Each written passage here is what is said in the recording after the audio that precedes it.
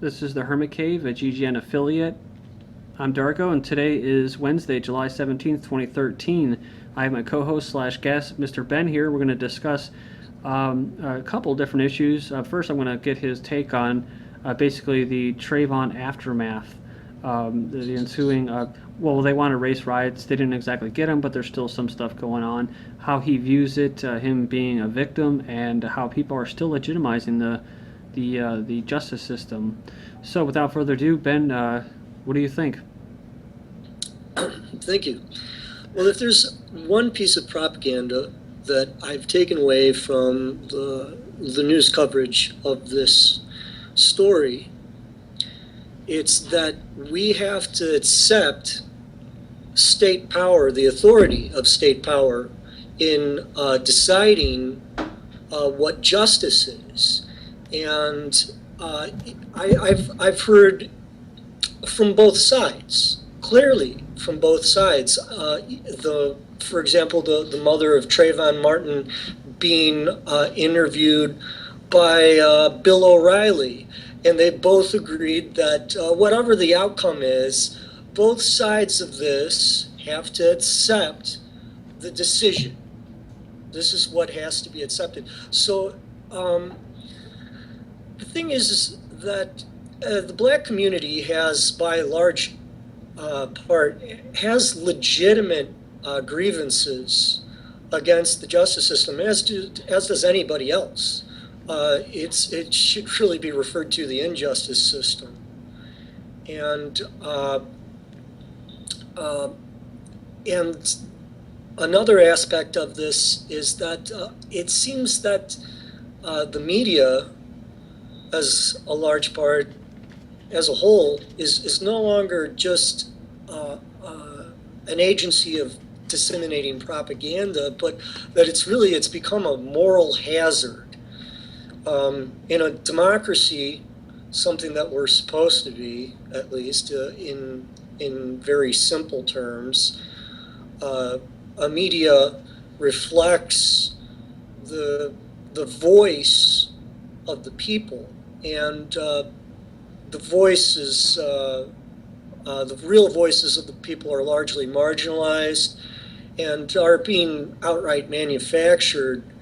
There are legitimate grievances here, but once again, the ultimate point of this, I think, is really that we're all supposed to accept state power. We're not supposed to protest any kind of decision that's made, that's officiated.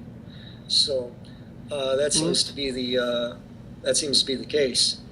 Okay, I'm going to change gears here, and I'm going to switch to a different subject, which is, to me, pretty aggravating because I tend to, as far as radio goes, I don't listen to too much of it. But if I do, a lot of times I like to listen to talk radio. I like it to listen to what these pundits are saying, particularly conservatives. And a lot of times you'll hear these Christians, either pastors or broadcasters, come on, and they'll start quoting the Bible, and they'll give you their interpretations, and they'll very unique, that they'll keep talking about the apocalypse and the Antichrist, and how we haven't went up in flames and went to Hades because we are joined at the hip with the Zionist Israel. And to me, it's just unbelievable that they don't see the elephant in the room. So I wanted to get your your take on that. But yeah, I did have a few points though. The things that I came up with here. You're talking about people that view Christians, these Zionists. They view Christians as basically inferior, and my opinion of Christian Zionists, well, they're scum. But don't tell them that. We need all the useful idiots we can get right now. So, and he was also present in New York City on 9/11 and London during the 7/7 bombings. So we know how this individual thinks. Also, what I don't understand is that how Christians basically don't understand that Israel was responsible for 9/11, yet they sit there and are willing to take on the whole of Islam, viewing them as basically heathens. Their best buddies are right there, responsible. You had the cheering Israelis with the TV cameras on site, as people witnessed that. A third point that I had here was they're not even the Jews of the Bible. So you're talking about Lucifer, Satan, the deceiver, and yet they've been deceived. I don't understand how they don't understand that, they don't see it, that these are not the Jews of the Bible. And lastly, that they're responsible for Jesus' death. So, and that's what I had to say on that point. I wanted to get your take on it. Yeah, this is quite a aggravating subject due to the hypocrisies and the disinformation of it all. Christian Zionism is based largely on a early portion of the Bible in Genesis 12. I'll just read the first 3 verses real quick so that everybody's familiar with it. Most people who are Christians are probably familiar with this segment. This is Genesis 12. Now the Lord has said unto Abram, get thee out of thy country, from thy kindred, and from thy father's house, unto a land that I will show thee. And I will make thee a great nation, and I will bless thee and make thy name great, and thou shalt be a blessing. And I will bless them that bless thee. That's key in verse 3. I will bless them that bless thee, and curse him that curse thee. And in thee shall all the families of the earth be blessed. So basically what we have here is the groundwork for modern day Zionism, and the idea that Christians feel the need to unquestioningly support Israel. And there's actually, I don't know, there's always controlled opposition, right?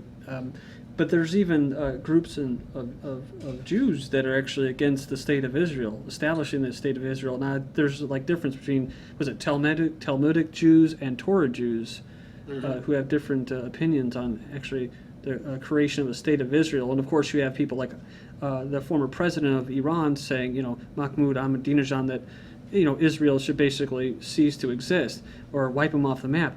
Of course, people that was completely misrepresented by Zionist-run media as if they were going to carry out a second Holocaust or something, or drop an atomic bomb on them.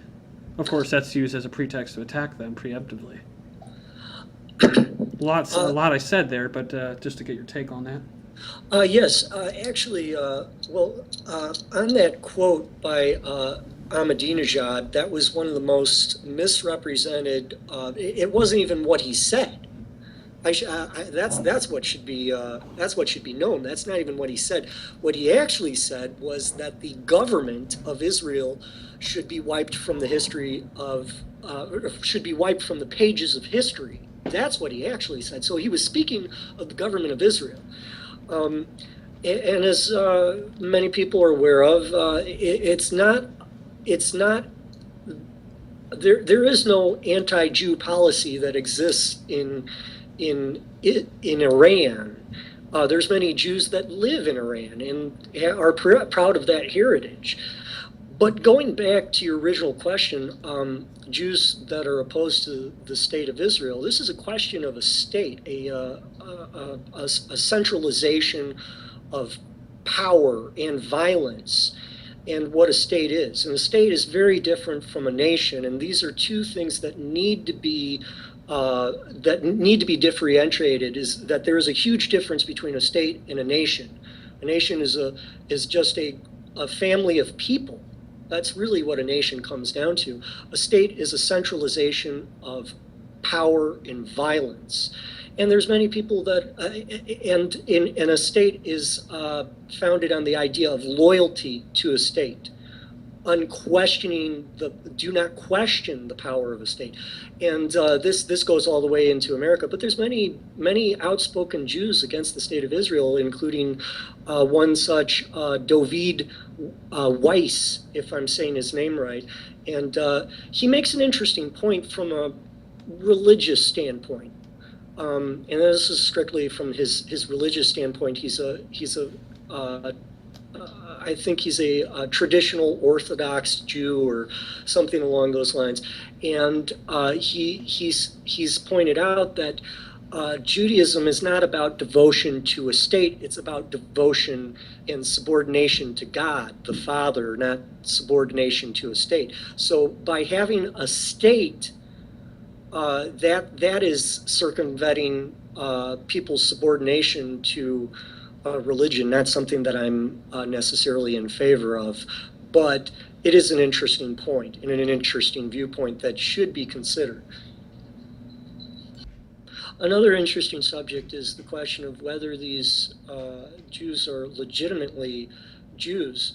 Well, something to note is that in, 70 AD, Titus destroyed Jerusalem. This is an important piece of history. He destroyed the temple, he destroyed their priesthood, and he destroyed their genealogy. And it's very important for their priesthood to know the genealogy, because only a certain tribe could, I want to say the tribe of Levi. The point being is that they don't have a legitimate priesthood, and they don't have a legitimate genealogy to be appointing a priesthood. Another interesting subject is the idea of the Abrahamic religions, what I refer to as the Abrahamic religions. Abraham being the father of many nations, as it's written, he fathered and begat Isaac and Jacob and so on, and that was Israel. So Abraham was the father of Israel. He also was the father of Ishmael, who fathered the Muslim people. And Christianity, the third religion, is Abrahamic in origin, not all the way back to Abraham, but eventually a transmutation of it, you could say. And what's particular about these religions is that they all offer the same control mechanisms on society. Then today, neo-Nazi musician Vikernes and French terrorist arrests. Through his writings, he promotes what he calls odalism, an ideology based on the idea that white Europeans should readopt, quote, native European values. Includes racism, anti-Semitism, and elements of ethnic European paganism. They put it in quotes because they make it seem like it's a claim as if it did not exist. Tying them to Breivik, right? You know, Breivik, attacks inspired by Serbian nationalists. So this is, of course, Breivik, a Zionist killer patsy. He's not a Christian fundamentalist. He was put there to blame anybody who's resisting this Christian Judeo movement against nationalists as neo-Nazi killers. Vikernes was a leading member of Norwegian black metal subculture who was responsible for church burnings back in the early 1990s, which was likely a response to having Christianity forced on them for so many hundreds of years. The last 800 years of the Christianization of Scandinavia, spearheaded by Canute and Harold, has destroyed their traditional way of life. And they've been fighting it for the last 800 years. Thank you.